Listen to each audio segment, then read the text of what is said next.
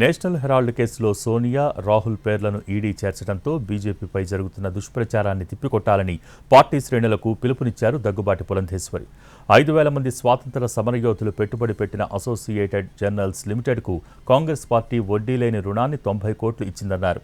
Associated journals limited అప్పులు తీర్చేస్తామని చెప్పి ఆ కంపెనీ ఆస్తుల్ని యంగ్ ఇండియా తీసుకుందని, యంగ్ ఇండియాలో 76% వాటా సోనియా, రాహుల్దేనన్నారు పురంధేశ్వరి.